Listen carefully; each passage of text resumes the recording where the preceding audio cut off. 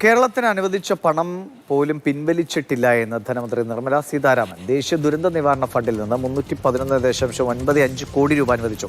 എന്നാൽ ഇത് നൽകണമെന്നാവശ്യപ്പെട്ട് ഒരു അപേക്ഷ പോലും ലഭിച്ചിട്ടില്ല എന്ന് നിർമ്മല സീതാരാമൻ ലോക്സഭയെ അറിയിച്ചു. പ്രതികരണം. ഈ ബസന്ത് വിവരങ്ങളുമായിട്ട് ബസന്ത് വളരെ പ്രധാനപ്പെട്ട ഒരു കാര്യമാണ്. അനുവദിച്ച പണം അത് കൈപ്പറ്റാനുള്ള നടപടികൾ പോലും കേരളത്തിന്റെ ഭാഗത്തുനിന്ന് ഉണ്ടായിട്ടില്ല എന്നാണ്. ലോക്സഭയിൽ അല്പസമയം മുമ്പാണ് ധനമന്ത്രി നിർമ്മല സീതാരാമൻ ഇത് പറഞ്ഞത്.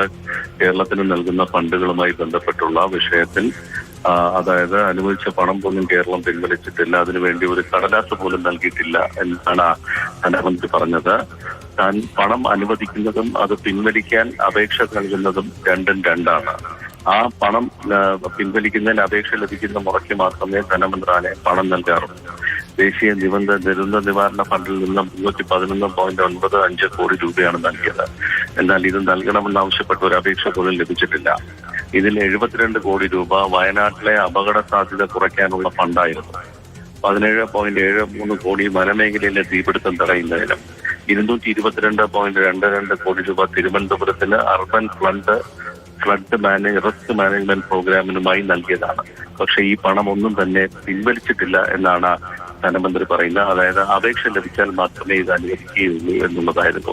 പക്ഷെ ഇപ്പോൾ പണം അനുവദിച്ചിട്ട് പോലും അതിനുവേണ്ടി അപേക്ഷ നൽകിയിട്ടില്ല എന്നാണ്. ശരി, പി ബസന്താണ് വിവരങ്ങൾ നൽകിയത്. കേരളത്തിന് അനുവദിച്ച പണം പിൻവലിക്കാനുള്ള ഒരു നടപടി പോലും കേരളത്തിന്റെ ഭാഗത്തുനിന്ന് ഉണ്ടായിട്ടില്ല എന്നാണ് നിർമ്മല സീതാരാമൻ ഇപ്പോൾ പാർലമെന്റിനെ അറിയിച്ചത്. 311.9 കോടി രൂപ അനുവദിച്ചു, പക്ഷേ അത് നൽകണമെന്നാവശ്യപ്പെട്ട് ഒരു അപേക്ഷ പോലും ലഭിച്ചിട്ടില്ല എന്നാണ് നിർമ്മല സീതാരാമൻ ലോക്സഭയെ അറിയിച്ചത്.